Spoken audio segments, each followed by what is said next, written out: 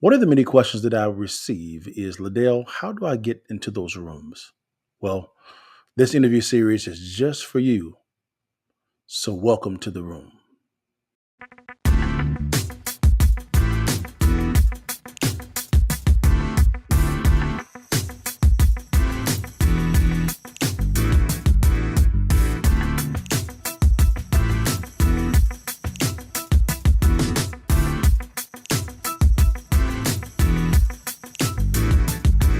What's good, y'all? It's your partner back in the saddle, man. Welcome to another edition of the Countermove podcast, the interview series, man. And I'm extremely excited about the guest this week, man. And it's a good friend of mine from the state of Georgia.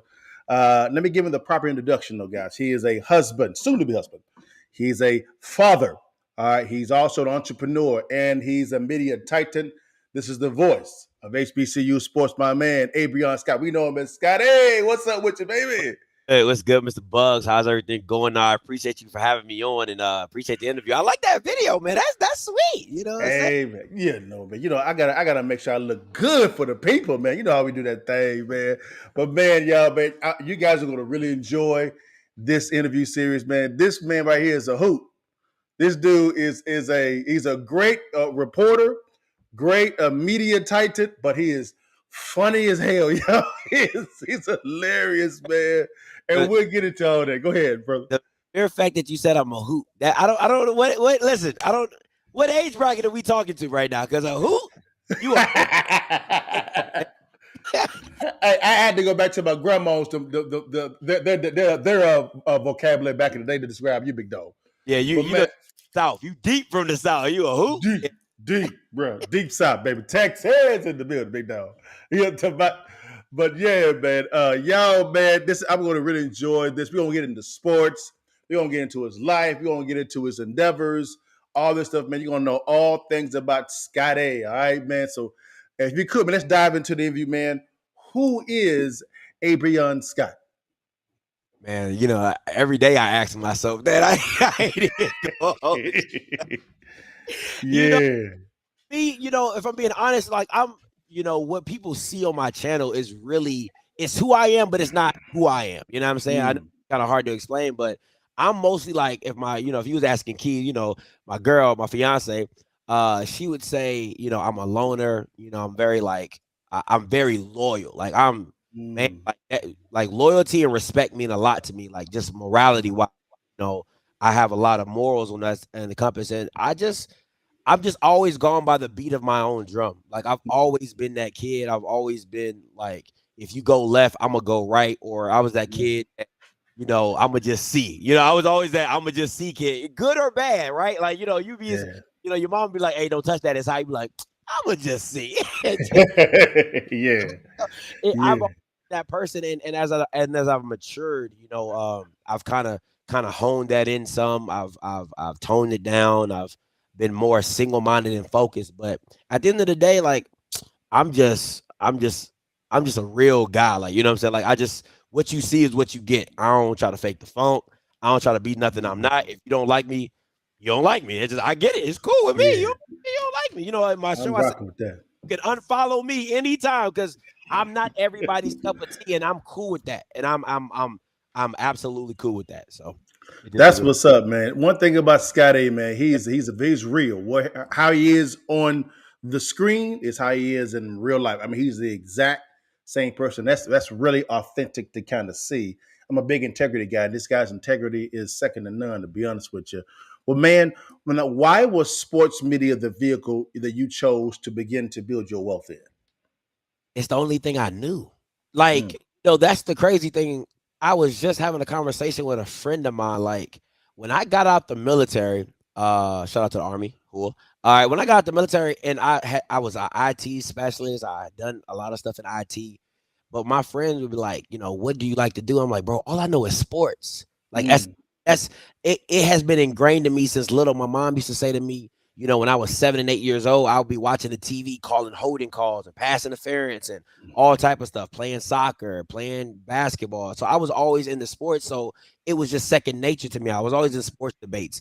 When I went to college, before I went to the military, my friends were like, man, you should be in sports communication because you talk sports. So, and anybody who really knows me, they know like if you bring up sports around me, I don't care if we're talking about FIFA soccer, women's soccer.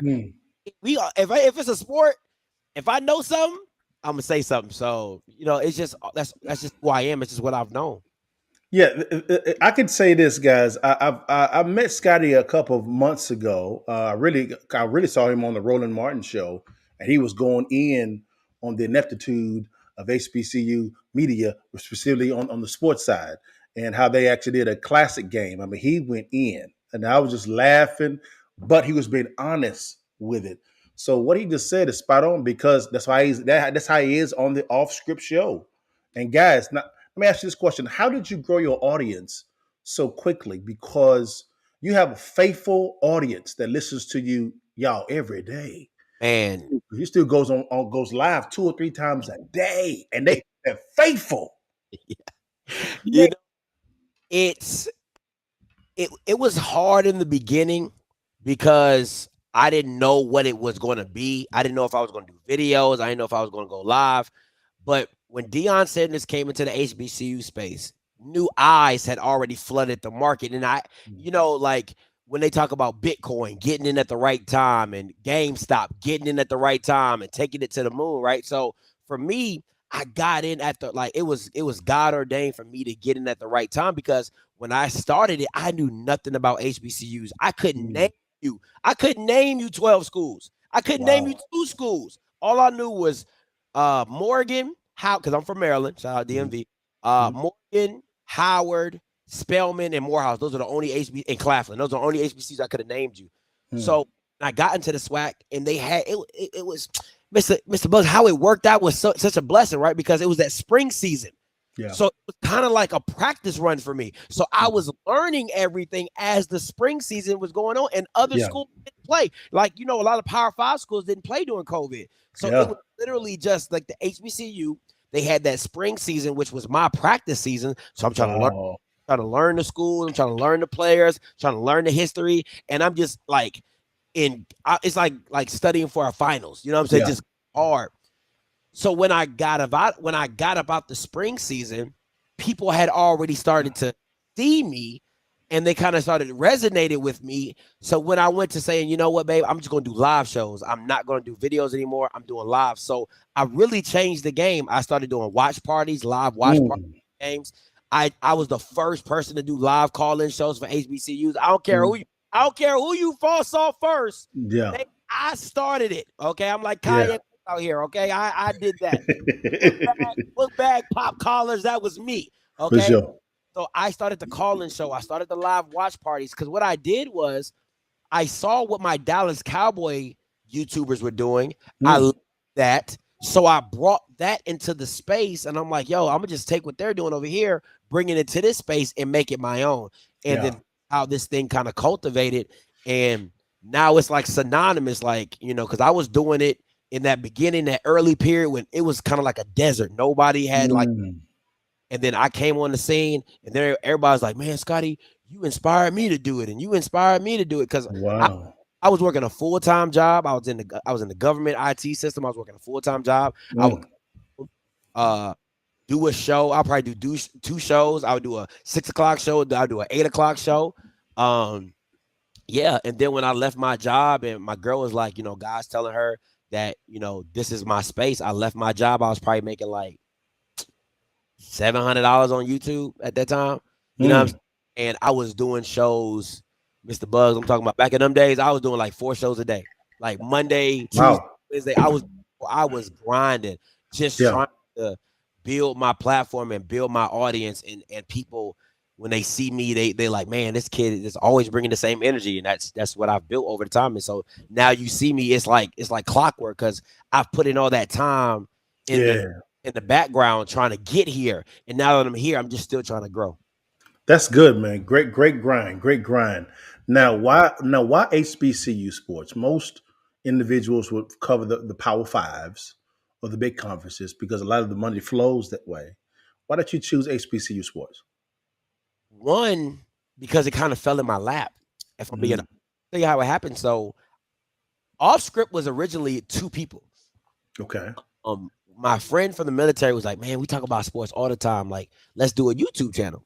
Sure. And I was the one hesitant. I was like, man, Really. I was super hesitant. I was like, I got kids. I was married at the time. I went to my ex-wife. I was like, I got kids. I got, I don't have the time for it. He's like, man, I'm telling you, that's where things are going. YouTube. So I was like, okay, man, cool. So I came up with the name. We started doing pro sports. We talk about NBA lives. Anybody that go check out Off Script, go to my oldest videos and you'll see what I'm talking about. And because I've never taken those down because I wanted people to see where I started from. Sure. And we talk about Lakers and Miami Heat and the NFL because I'm a Cowboys fan. So you talk about the Cowboys, and he was a Giants fan. So we talk about the Giants. So that's what our base was. And Mr. Bugs, I'm talking about 10 views. Really? Wow. 15 views, right? So after that, it was getting disheartening. So he left. He quit. He didn't tell me he was quitting. He just quit. He went back to his car channel, which was doing really well. I think he had at that time maybe 15,000 subscribers. He was doing really well. So he just went back to our channel. And right when I was about to quit, I'm talking about I'm done with this. I ain't doing YouTube no more. Acquaintance, he's a friend now, but an acquaintance at the time. He's like, man, I love what you do. I just think you're in the wrong space. Not me. He's like, man, I'm telling you, HBCU Sports, that's where you need to be at. I was like, I know nothing about HBCU Sports. He was like, man, I'm telling you, because he was doing his YouTube channel. He was building his YouTube channel is called Cut Day Sports.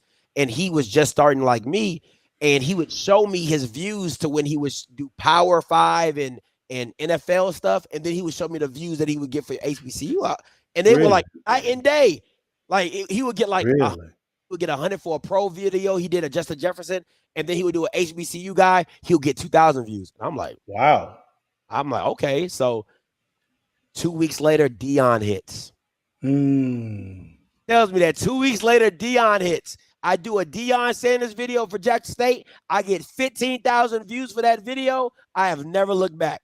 I never looked back. That's how it all began. So it's just funny how God came in at the they always say God's time doesn't matter to God because at the end of the time it's all gonna work together. You don't know how it all comes together at the right time, and it couldn't have gone any better for me because you're talking about my friend at the time, or my acquaintance, but a friend at the time said, hey, go to HBCU Sports.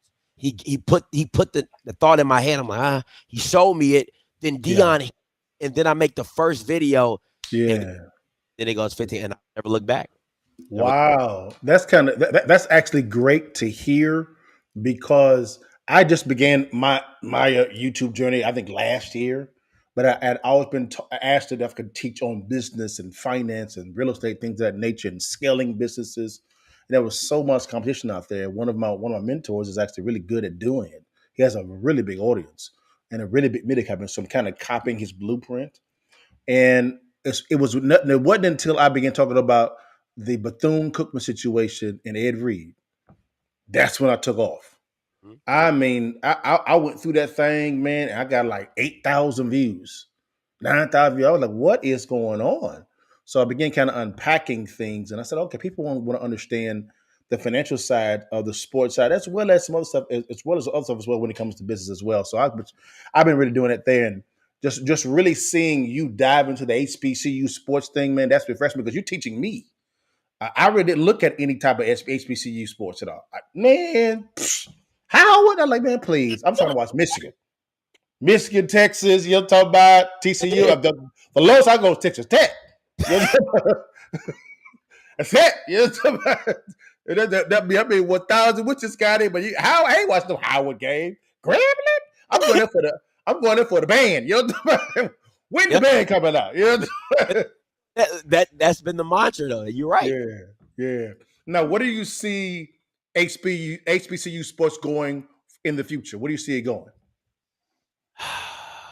That's such a great question, Mr. Biggs, Mr. Bugs. I listen. I look at it like this: it's only going to go as far as you can envision it, right? Unpack that for me. What do you mean by envision it? Right, because if you keep seeing yourself as a smaller entity, you're always going to be small, right? I look at it like this, and I always say your your vision is only as big as your imagination, right? So it's kind of hard because even in the kingdom, right? God doesn't ever put a limit on your wants or your desires.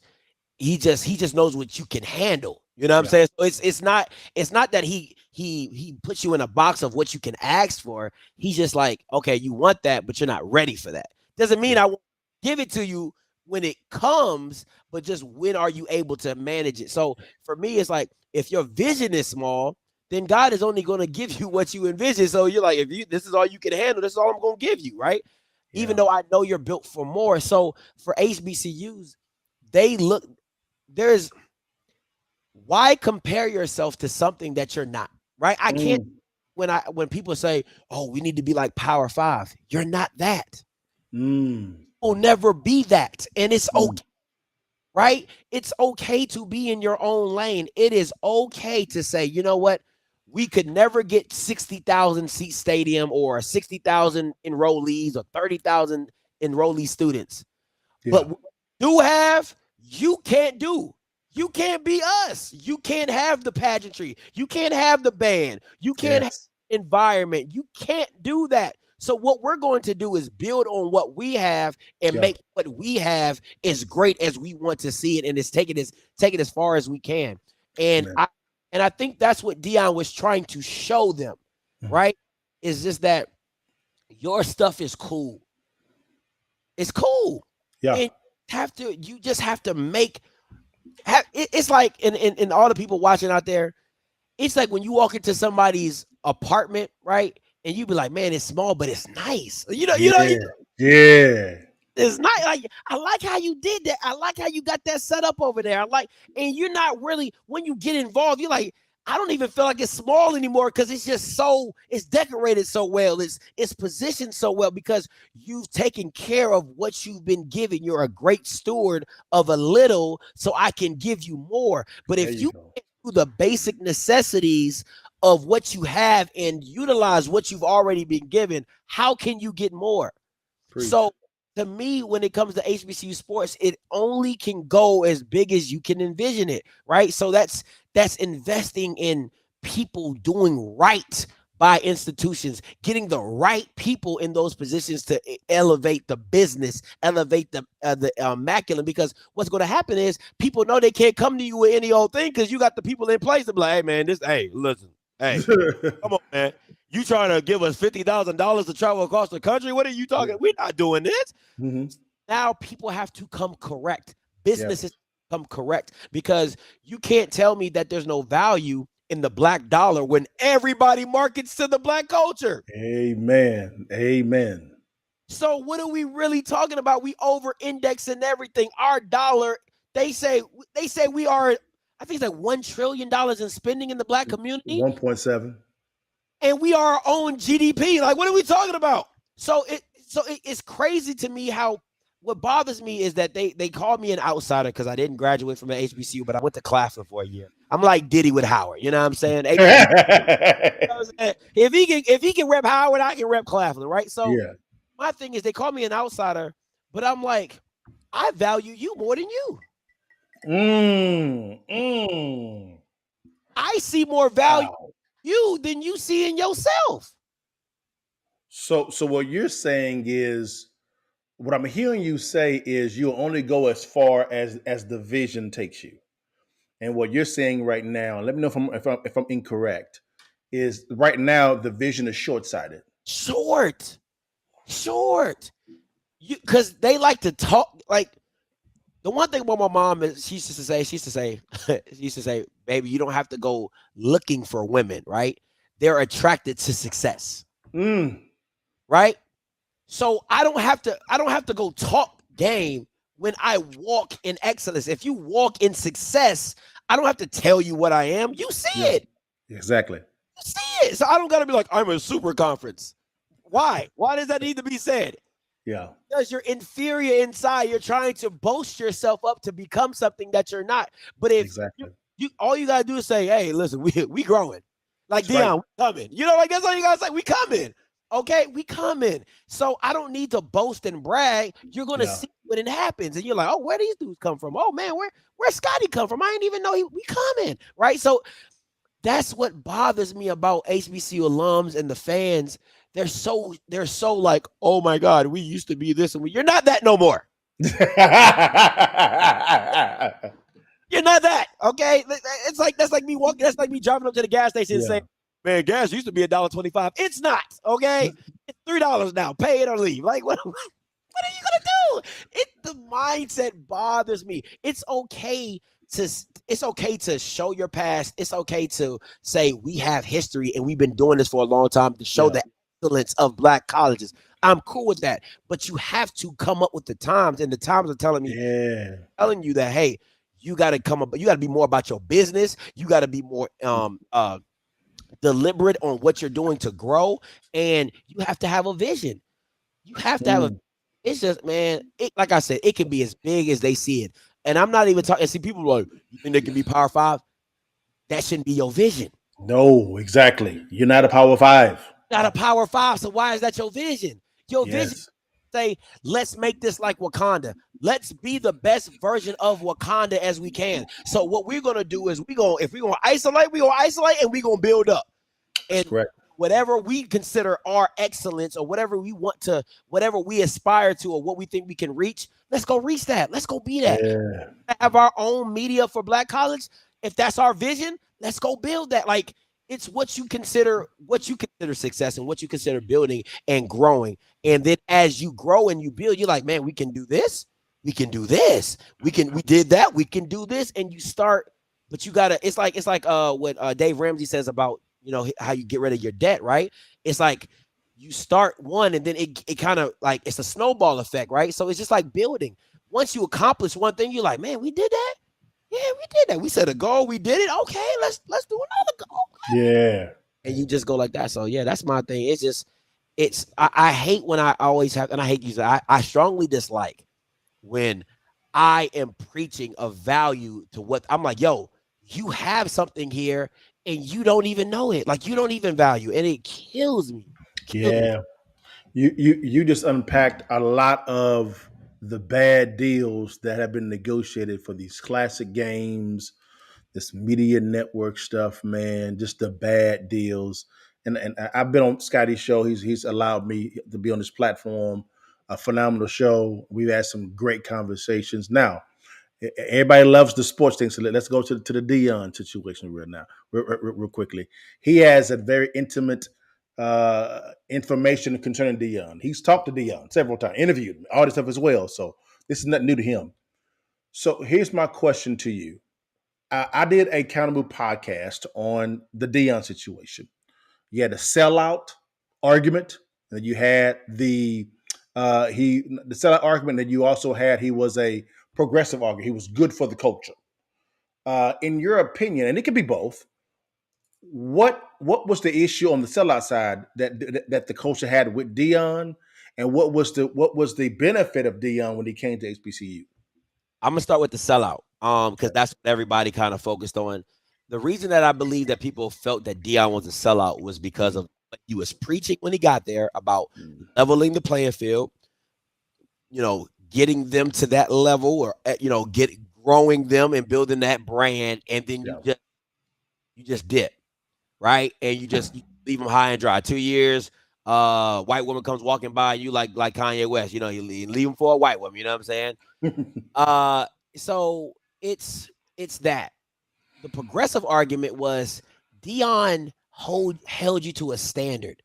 Dion came in and said, this is not right. You can't do this. This is bad business. We're not going to go here and do this for this amount of money. We're going to go here and we're going to do this and we're going to get paid our worth, right?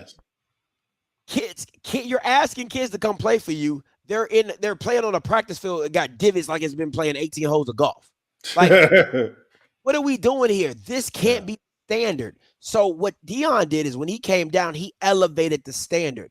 Now, my issue and what I've preached about is when Dion gave me, and I'll happily admit it, Dion gave me 30 seconds of fame.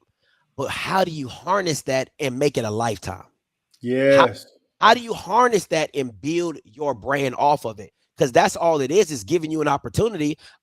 Once I've given you an opportunity, the rest is on you, right? Right. So what the SWAC to me failed to do is once Dion gave you the opportunity, once Dion gave you the odds, once advertisers said maybe there is value down there, why did you not then say he making money off me? Oh, we about to make some money off of you. Preach. And you start making partnerships that made financial sense just in case Dion left. So I'm putting in 3 to 4 year contracts that I can build off of, right?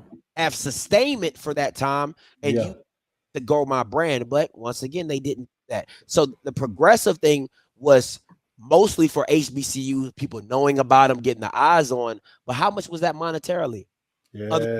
Hey, Valley didn't benefit from that. Alcorn didn't benefit from that because the SWAC commissioner and the SWAC office didn't do their due diligence to make that, to spread the wealth, right? You lift up your big brand, but the brand then trickles down. Yeah, they might get 100,000. Everybody else might get 20,000. You know what I'm saying? But everybody's eating off of this table that Dion has set. But when you're only worried about one person and that one person leaves, now you back at ground zero again.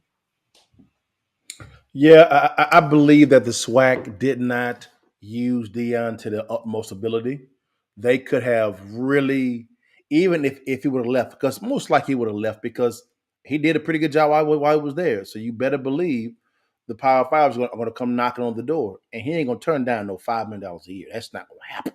Come on now. Let's keep it 1,000. All of what you want. You know what I'm talking about? If you want to call him set off for making the money, bro, I said, would you take a pay raise? I sure would. Quickly. Just real quick. You know what I'm talking about? Somebody talking about, hey, Scotty, we want you in Wyoming to do a show. I'm like, how much you paying? Oh, we give you $1 million. I'll be there tomorrow. Okay. Atlanta don't even look that nice. Atlanta. Just keep it in the band. Keep it in the band. 1,000%. But what I would say is they could have really used it because I know he was trying to get some resources going to Mississippi Valley State. Yeah. Because they ain't got nothing over there. In there. And I'm like, this is just bad.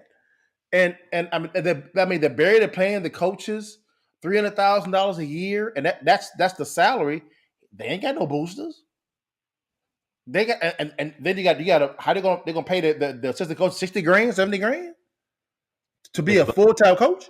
I know a coach right now last year that was at Valley who was getting paid $24,000 a year and was living in the dorm at Valley.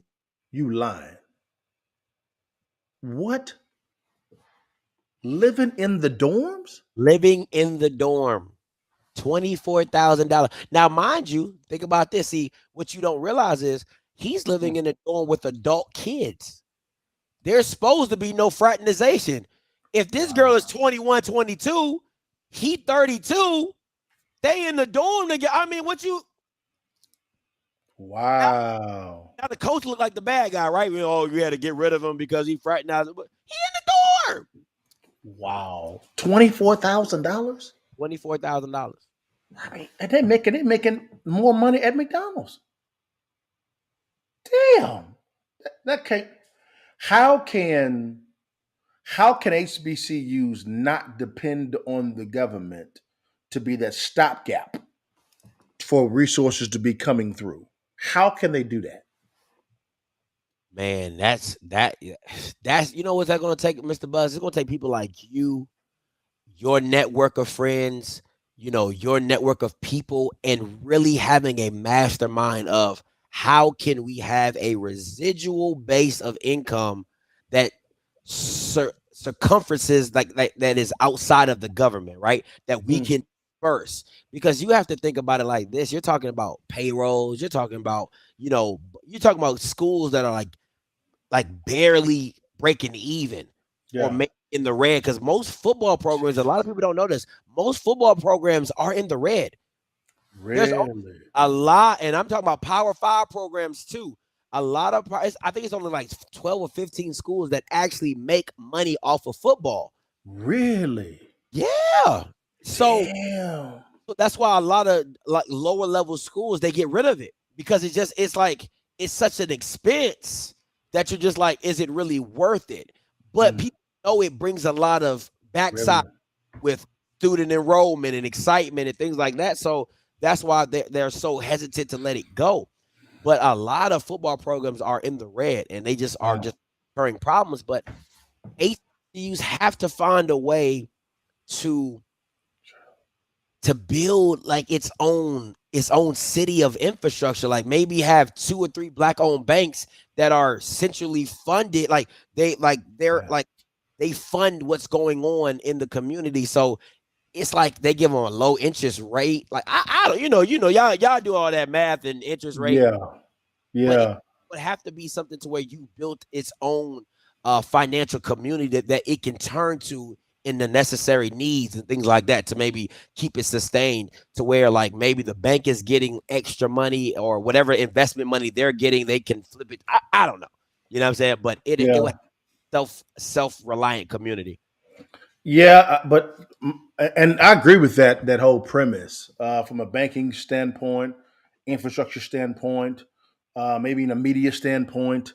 My hesitancy is the buffoons running the universities, and I mean it respectfully. Listen, that to me, and it's the egos and the buffoonery. No, call it what it is. It's egos and buffoonery because you got people with doctorates doing shady deals, underhand type stuff, but you're supposed to be what's best for the institution. Listen, I look at it like this, man. You know why you can have embezzlement at Yale?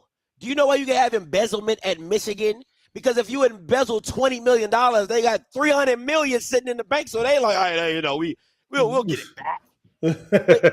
Yeah. You living off of thousands and somebody embezzles thousands, that hurts you a lot more, right? Yeah. So that's the issue. Is like we all know no institution is perfect. There's always something going on. But you need to do your damnedest to make sure that is not in the weeds and in the works because you don't have the money like that. You don't have the money like that. It's like with your mama driving. She's like, hey, mom, can we get McDonald's? You got McDonald's money? Yeah. We got food at the house. That's how presidents and CFOs at these institutions need to be. Hey, we need to do this. We ain't got that type of money. Okay, so we need to figure something else out. You know what I'm saying? But you need more people like that. You need more oversight. You need more art. Like I think HBCU institutions outside of the state, right? Because what happens is, it's kind of like how businesses do trust and stuff like that.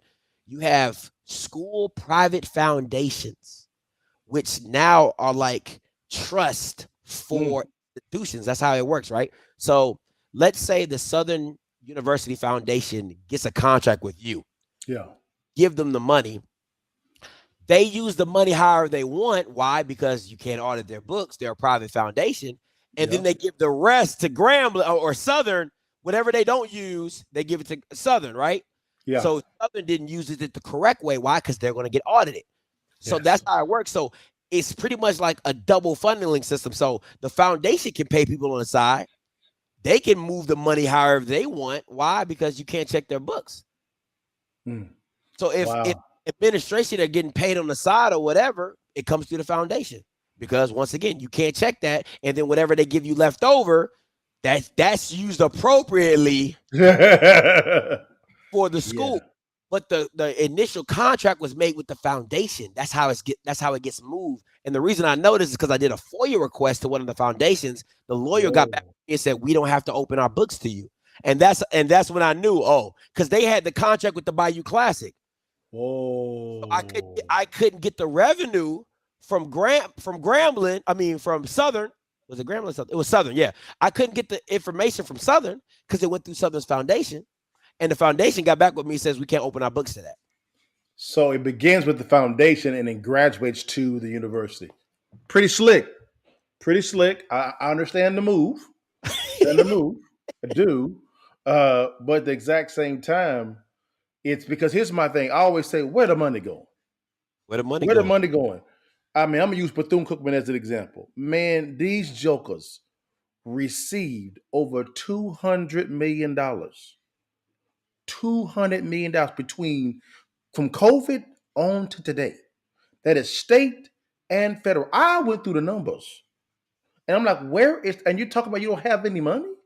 Where's the money going? Like, why? Why is that? Why is there? And you went to the campus.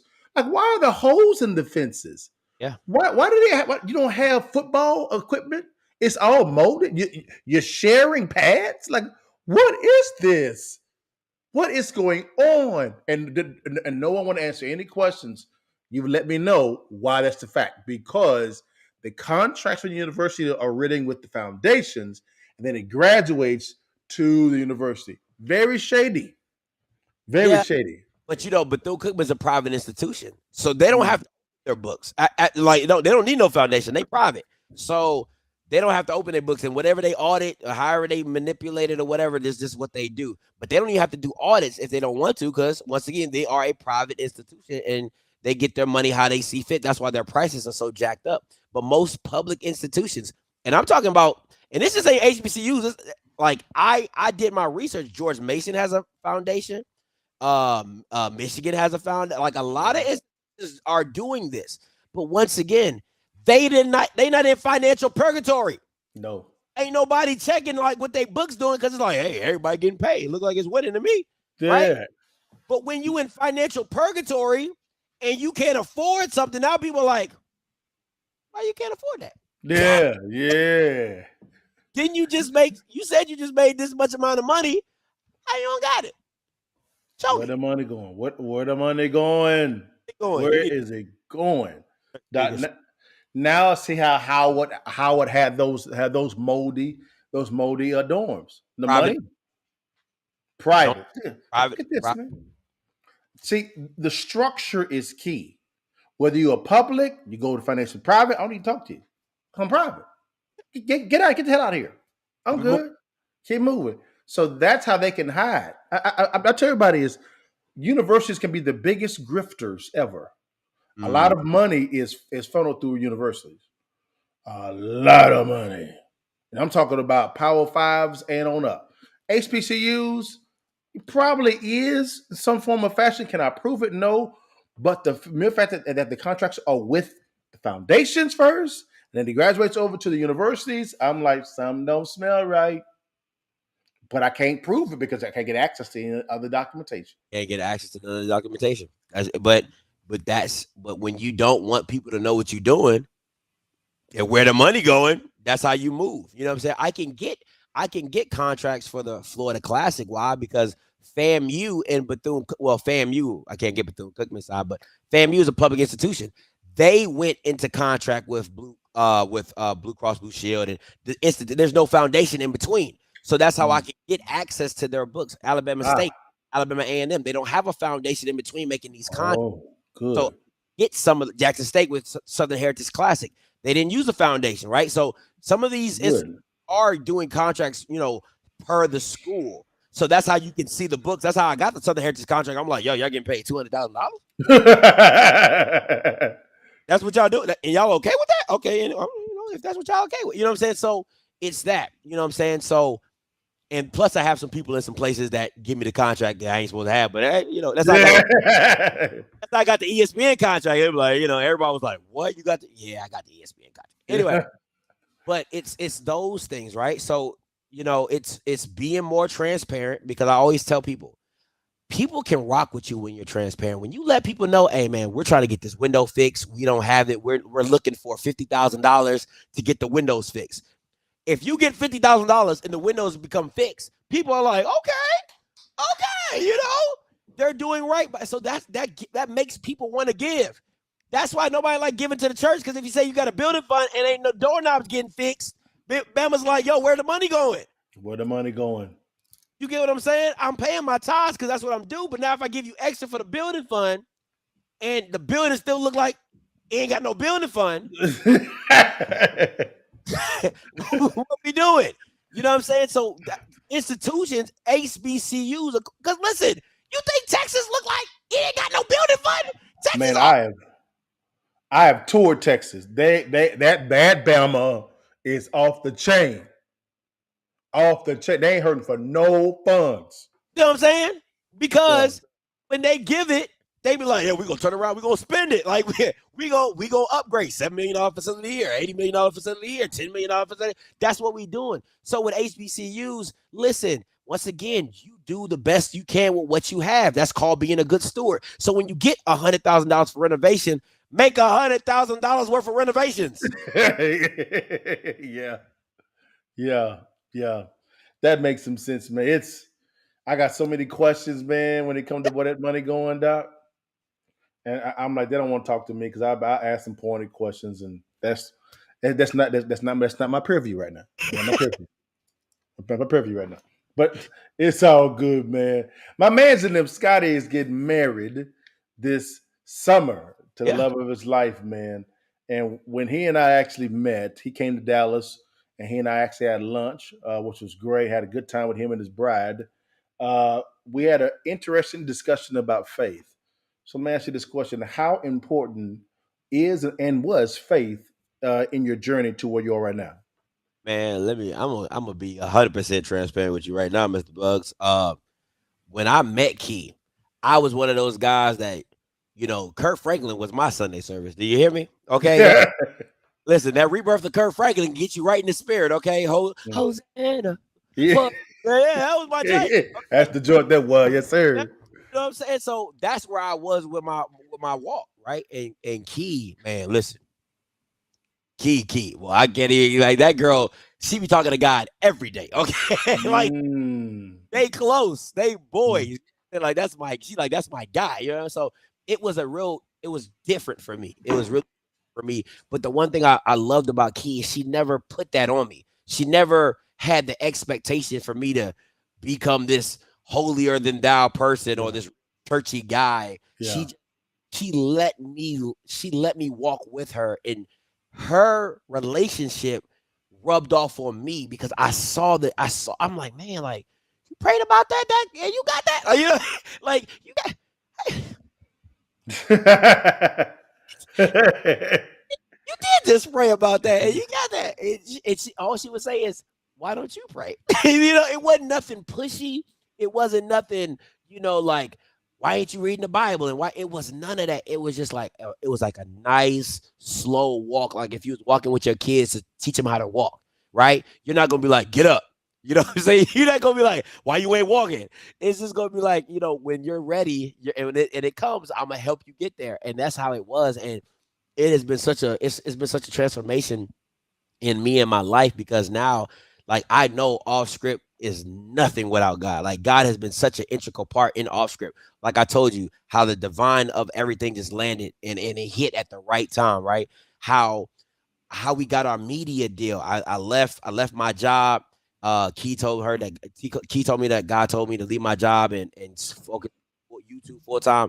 Next thing I know, a media company I ain't never heard of reaches out to me and wants to bring me on as one of their correspondents and pay me for my content. And I'm like, I went from making like $2,000 a month. Now I'm in a 5-bedroom house taking care of everything. Like it's just like, wow. Like I'm talking about first I was making, so when I first thought I was making $700 a month, I was in a two. Now let me tell you how much Key loved me. I was in a 2-bedroom. I had a roommate, right? She would come up and kick it with me in my room. And we're talking about like a 900 square foot apartment. Like it ain't. Wow. And I got my little studio and my roommate was cool. He was a drill sergeant. I had my studio in the kitchen area, right outside the kitchen where the dining room would be. And I built my little desk and everything. I do my little show. And she'd be right there in the living room watching me, like just supporting, you know what I'm saying? So it's just the grind of it all. So to now be here and about to get married to her, like it's everything. It is literally. So God has been so important. My faith has been so important, and prayer and fasting. We on our fast right now. You know what I'm saying? So it's been such an integral part of everything about what we do here on Off Script. That's good, man. I know that I have been fasting. Excuse me. In the morning, I don't eat breakfast in the morning, and I get it in with the Lord, whether it be prayer, listening to worship music, time in His Word, just to kind of listen to what the chairman says. God is the chairman of the company. It's his stuff. I'm a steward, and so I'm like, okay, Lord, what you want to say? And I love just sitting there waiting for Him to speak. Lord, just speak. Sometimes he'll speak immediately, sometimes he won't. And so it's time to get to work. And so it's good to see that faith has a very integral part in your success. First and foremost with your bride, then your kids, and then with business. So that is good, man. That's good, man. Uh, we're almost done here, man. This is called the Countermove podcast, right? Mhm. And every guest that I've actually asked, I always ask them, what was your Countermove moment to where you said, okay, you may have detailed it initially before. What was your Countermove moment for you to say, okay, I got to do this so things can actually change, help somebody out. If someone's like in a bad situation, trying to figure out what their Countermove moment, what was your Countermove moment? You know what? My counter move moment is when I saw myself as a network instead of a channel. Wow. That that is when I had my counter move moment of just saying like, this is bigger than just being like off script is not a show, it's a network, right? Mm, And that's when I started because Key would always say, like, babe, you come up with these great show ideas. And she's like, and I'm like, babe, I can, because God has just given me a innate bit, like, I can just see talent. Like people will call into my show, and even when you called in, like, I wanted to connect with you and things like that. Like, people yeah, to my show, and I'm like, he's funny, or he's good, or I like the way he speaks. So I'll reach him offline. I'm like, hey man, you mind if you want to do a show? Like, I'll give you a space on my platform, sure. so you can do your show and things like that. And it's been very effective, right? So, and it started with a good friend of mine who passed away recently. His name was Kofi Hemingway. We did the Afterglow show, and I didn't see the impact of it until he truly passed. And people were sending me, I mean, message galore of, man, you guys are Monday night, can't miss, can't. I mean, I never missed a Monday. Like, I would tune in, like, those are my best days. And once I saw that show growing when he was living, and I saw what it could be, I was like, I got to start making programs. And then in the process of making programs, I made theme songs to all my shows. So when you come for off script, you're coming for a network, because it comes with bet big. It comes with Girls Need Girls. It came with the Afterglow show. It's coming with the breakdown. Like, I have programs, I have theme songs. I don't see myself as just a YouTube channel anymore. I see myself as a network. And when that shift happened, that's when it was my counter move, because it's like, everybody was catching up to me. Everybody was doing channels. Everybody wanted to be like me. But the counter move into that is like, can you be a network? Can you be creative enough Mm, to build other people up and be okay with somebody liking somebody else more than you? Oh, I don't really like Scotty, but I like me when Mr. Bugs calls in.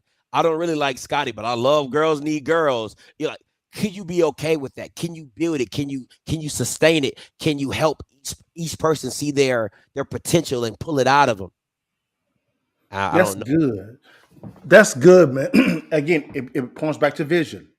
Your vision shifted, man. And so that's good, man. So if anyone out there, guys, sharpen your vision. Once you sharpen your vision, then that wisdom comes into play because you know where you're going. But man, Scotty, man, I've enjoyed our time, man. This has been great, y'all. Again, guys, this is the voice of HBCU Sports. I'm gonna say it with my chest and for the folk in the back row. Let me Go say ahead. one. I love what you said. I love what you said about sharpening the vision. And let me Mhm. just carry out on that, right? God is not going to put you in a place that doesn't come natural, right? So Mm. so when you sharpen your vision, it's like God's going to lead you into a space that you already feel comfortable in. He's Mm. going to, now the stretching of you is, can you do more? But it's not that you don't have it in you, but can you do more of it? Can I see more of it come out of you, right? Because Mm. it like, the creativity is not the problem. The management of it.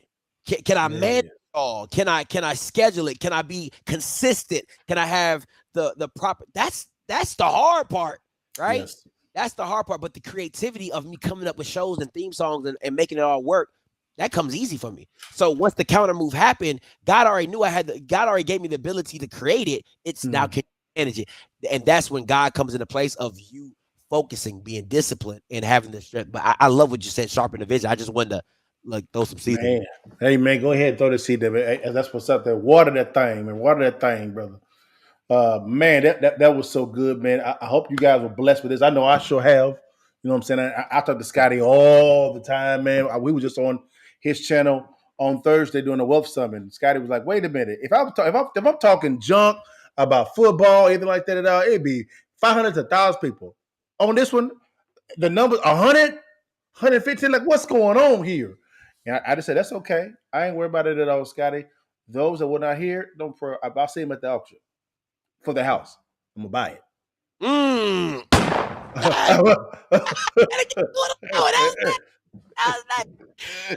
Listen, I did a Jackson State show, 700 people. 700 people. Did a Jackson State show, talking some foolishness. Was that Monday? That was Monday morning. Monday at noon, 700 people on my live stream. We trying to help you. I'm trying to help them get some knowledge that they have never heard before, probably. 100 people. Man, I gotta ask you this question, man, because I noticed this on your show, man. You have it, man, in for Jackson State. It's like you take a lot of glee. It's like you get overjoyed. Like it's like a praise break. When things don't go the Jackson State's way. And like he had a show guys on Monday called Guard the Portal.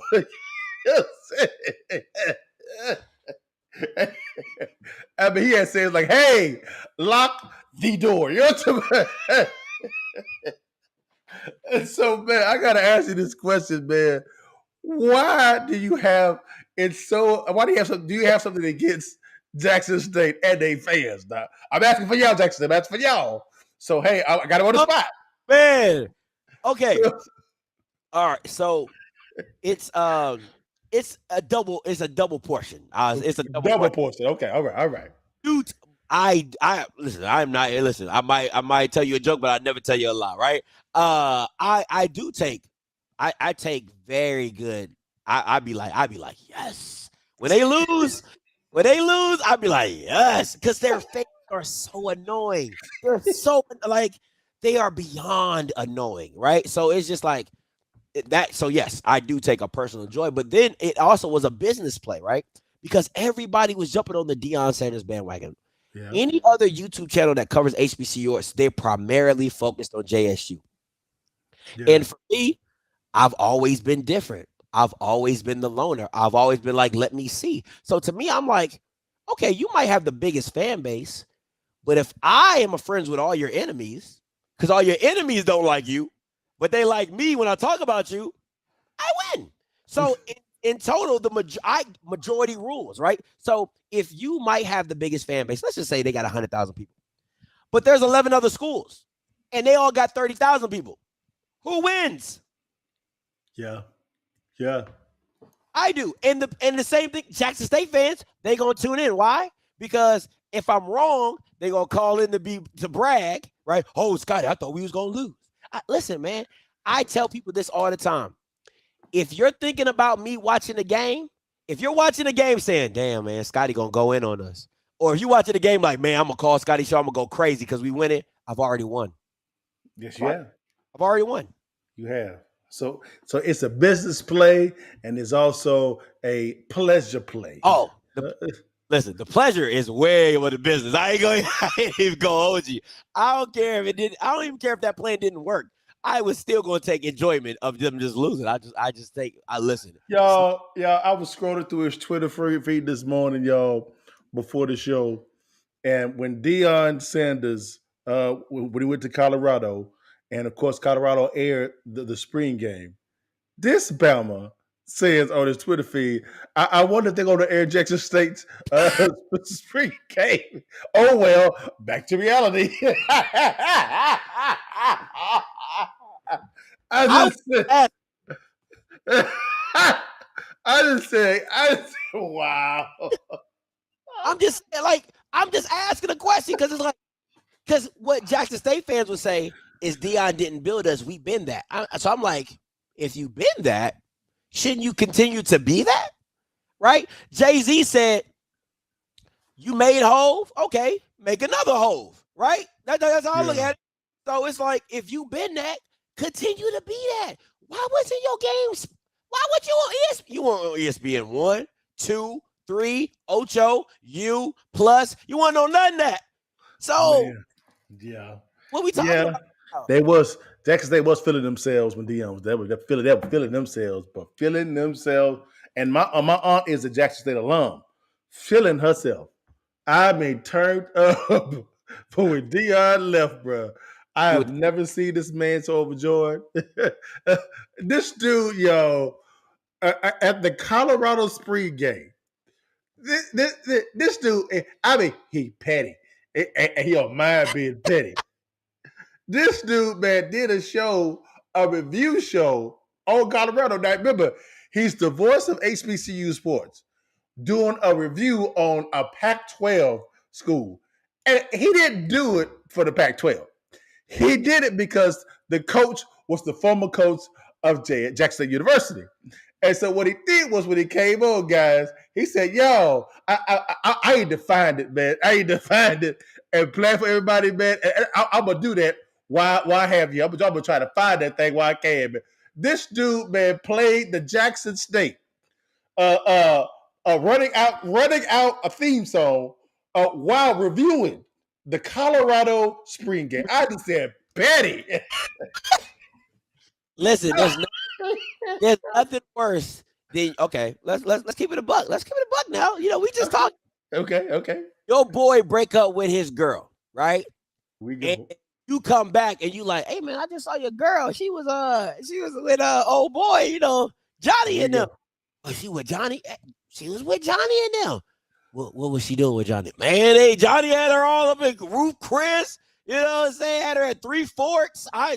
She looking good, bro. I don't know what she looking pretty good to me. I don't know why you let her go. Man, you know, I didn't want to let her go, man. But you know, that's just how I look at it, right? So it's like, for me, it's just putting salt in the wound. You know what I'm saying? That's all it is. Just sprinkling a little salt.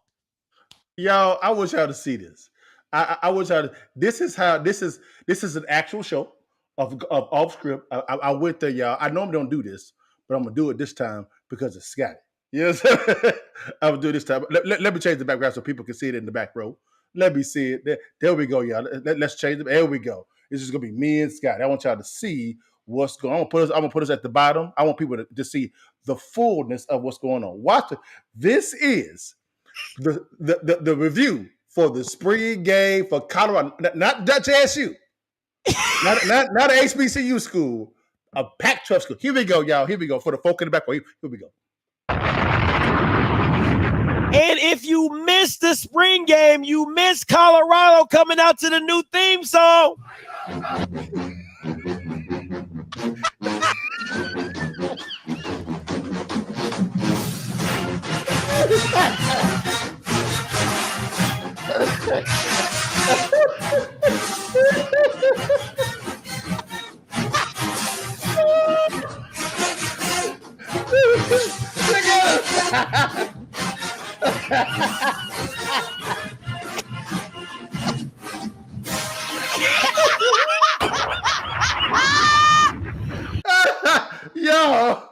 Yo, that's Scotty the whole time, y'all. That's his show the whole time, y'all. That's how he began it. Look. Hey, Mr. Bugs. Oh, here you go. Here you go. I got it on. You know what I'm saying? I got it on. So it just is what it is. You know, listen, man. So you just got to throw a little salt on there. That's all. Hey, man, but you throw a lot of salt on it all the time, brother. I mean, you throw a lot of salt. You really do.